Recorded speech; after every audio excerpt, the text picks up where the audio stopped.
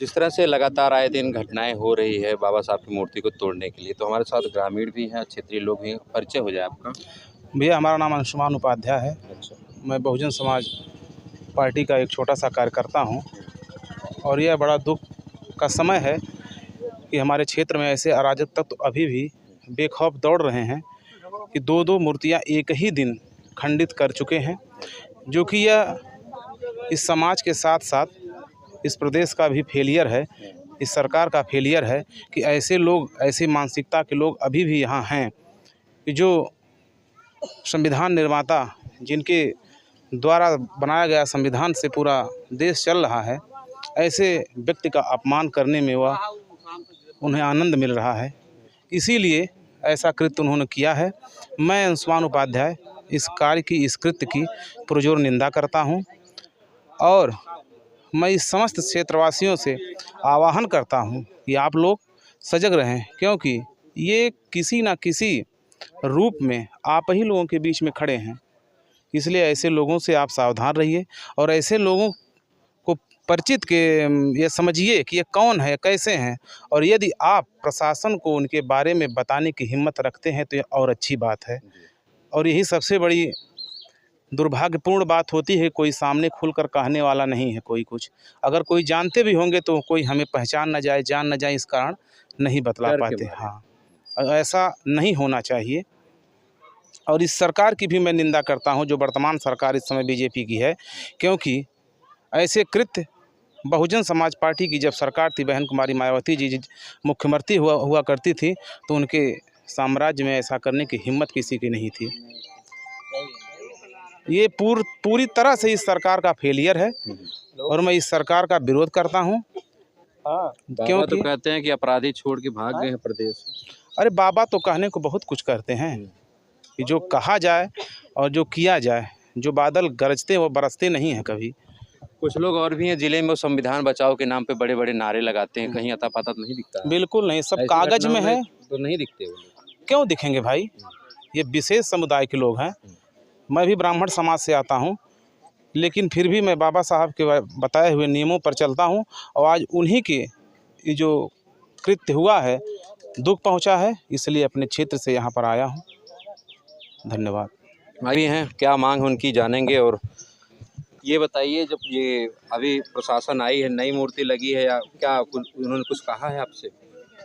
क्या भरोसा दिया? कुछ ना, मूर्त बैठाया जाता है, उसके बाद में देखल जाई, लगा ला व्यवस्था अपन बना ला।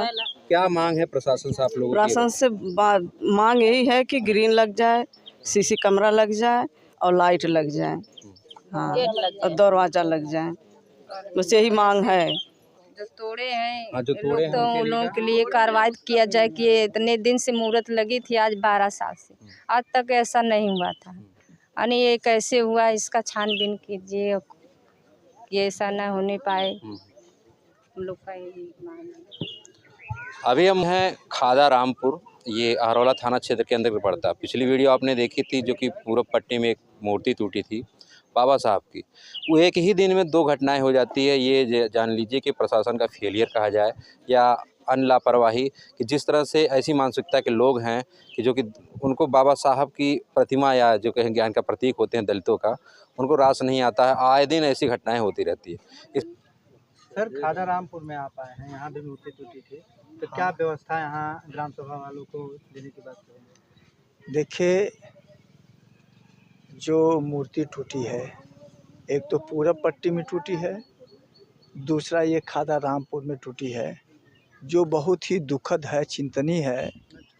हम पूरे इस समुदाय के लिए, समाज के लिए, जो बाबा साहब डॉक्टर अंबेडकर के प्रति श्रद्धा रखता है, निष्ठा रखता है और उनको दिल से मानता है, और ये समाज स्वीकार करता है कि आज हमारी जो थोड़ी सी हालत बदली है, ये बाबा साहब डॉक्टर अंबेडकर के संघर्षों के कारण सुधरी है। संविधान में हमारी बेहतरी के लिए, हमारी तरक्की के लिए उन्होंने हक दिया, अधिकार दिया, जिससे हम लोग आज इस थोड़ा सा ऊंचाई पर पहुँचे हैं। अगर ऐसे महान पुरुष का अपमान होता है तो ये पूरे समाज का अपमान है, पूरे देश का अपमान है। इसलिए हम लोग चाहते हैं, वैसे तो प्रशासन हमारी मदद कर रहा है, हम एसओ से बात किए हैं, एससीओ से बात किए हैं, इन लोगों ने कहा है कि हम इसको ग्रिल से ढकेंगे और दूसरे यहाँ पर हम सीसीटीवी कैमरा लगाएंगे, बल्ब लगाएंगे। अभी यहाँ एसओ साहब हैं, उनसे कह देता हूँ जैसे वहाँ भी उन्होंने लगाने की बात की है वैसे यहाँ भी लगावें। अगर सीसीटीवी कैमरा लगेगा तो जो अराजक तत्व हैं, तोड़ने का काम कर रहे हैं, तो वो पकड़ में आ जाएंगे। इसलिए हम उनसे ये मांग करते हैं। और दूसरी मांग ये है कि ये जो भी अराजक तत्व हैं, जिन लोगों ने इस मूर्ति को विखंडित करने का काम किया है, तोड़ने का काम किया है, उसके खिलाफ कड़ी से कड़ी कार्रवाई की जाए। वो उसकी खोज की जाए कि आखिर में ये अपराधी है कौन। एक ही दिन अगल बगल 2 मूर्तियां टूट रही हैं।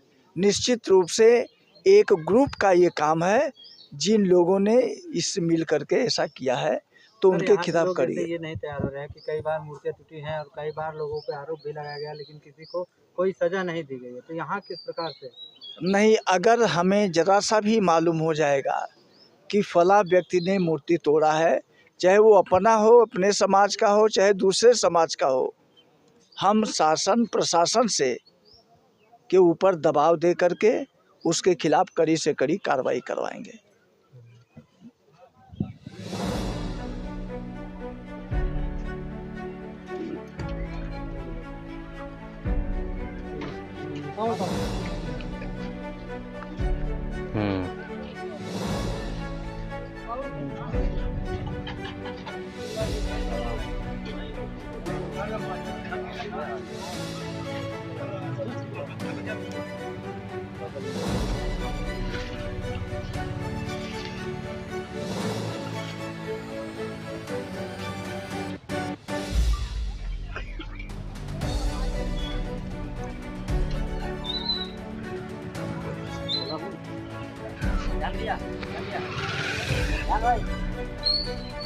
किनारे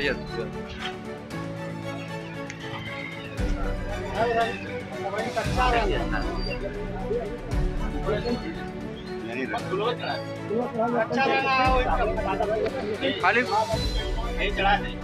फूल चढ़ाना चरणों में बस।